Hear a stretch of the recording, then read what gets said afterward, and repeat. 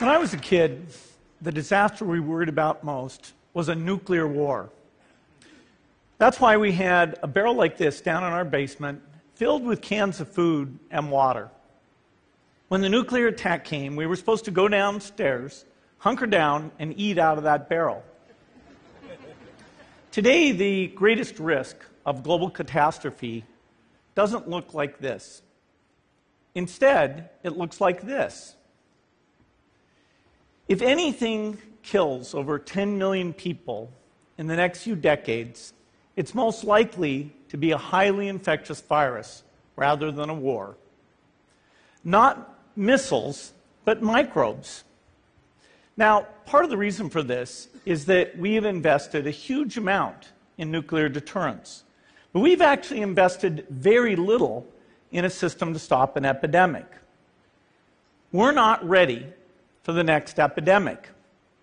Let's look at Ebola. I'm sure all of you read about it in the newspaper. Lots of tough challenges. I followed it carefully through the case analysis tools we use to track polio eradication. And as you look at what went on, the problem wasn't that there was a system that didn't work well enough. The problem was that we didn't have a system at all. In fact, there are some pretty obvious key missing pieces. We didn't have a group of epidemiologists ready to go who would have gone, seen what the disease was, see how far it had spread. The case reports came in on paper.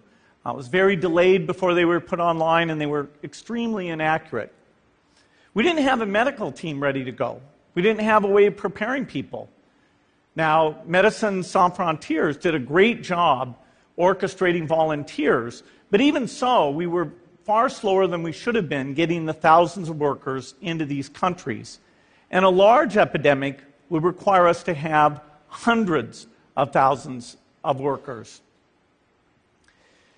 There was no one there to look at treatment approaches, no one to look at the diagnostics, no one to figure out what tools should be used. As an example, we could have taken the blood of survivors, processed it, and put that plasma back in people to protect them. But that was never tried. So there was a lot that was missing, and these things are really a global failure. The WHO is funded to monitor epidemics, but not to do these things I talked about. Now, in the movies, it's quite different. There's a group of handsome epidemiologists ready to go. They move in, they save the day, but that's just pure Hollywood. The failure to prepare could allow the next epidemic to be dramatically more devastating than Ebola. Let's look at the progression of Ebola over this year. About 10,000 people died, and nearly all were in the 3 West African countries. There's 3 reasons why it didn't spread more. The first is there was a lot of heroic work by the health workers. They found the people and they prevented more infections. The second is the nature of the virus. Ebola does not spread through the air. And by the time you're contagious, most people are so sick that they're bedridden. Third, it didn't get into many urban areas, and that was just luck. If it had gotten into a lot more urban areas, the case numbers would have been much larger. So next time, we might not be so lucky. You can have a virus where people feel well enough while they're infectious that they get on a plane or they go to a market. The source of the virus could be a natural epidemic like Ebola, or it could be bioterrorism. And so there are things that would literally make things 1,000 times worse. In fact, let's look at a model of a virus spread through the air like the Spanish flu back in 1918. So here's what would happen. It would spread throughout the world very, very quickly.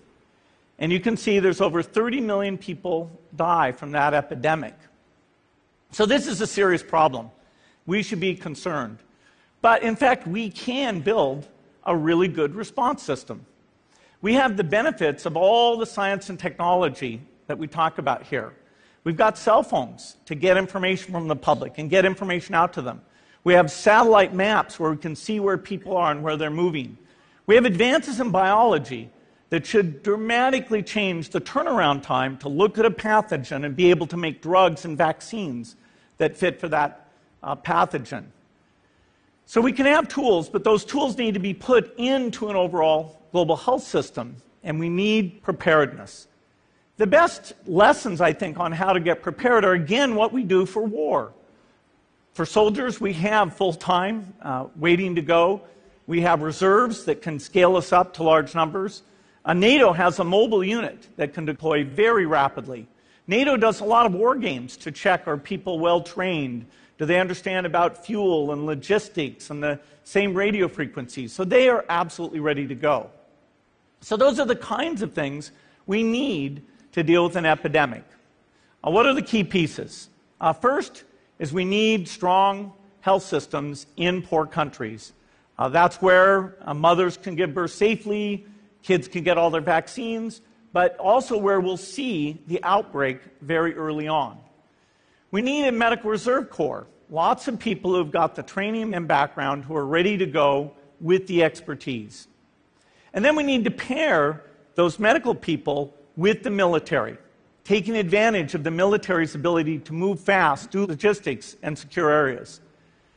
We need to do simulations, germ games, not war games, so that we see where the holes are. The last time a germ game was done in the United States was back in 2001, and it didn't go so well. So far, the score is germs 1, people 0. Finally, we need lots of advanced R&D in areas of vaccines and diagnostics. There are some big breakthroughs, like the adeno-associated virus, that could work very, very quickly. Now, I don't have an exact budget for what this would cost, but I'm quite sure it's very modest compared to the potential harm. The World Bank estimates that if we have a worldwide flu epidemic, global wealth will go down by over $3 trillion, and we'd have millions and millions of deaths. These investments offer significant benefits beyond just being ready for the epidemic. The primary health care, the R&D, those things would reduce global health equity and make the world more just as well as more safe. So I think this should absolutely be a priority. There's no need to panic. We don't have to hoard cans of spaghetti or go down into the basement.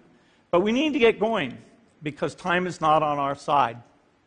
In fact, if there's one positive thing that can come out of the Ebola epidemic, it's that it can serve as an early warning, a wake-up call to get ready. If we start now, we can be ready for the next epidemic. Thank you.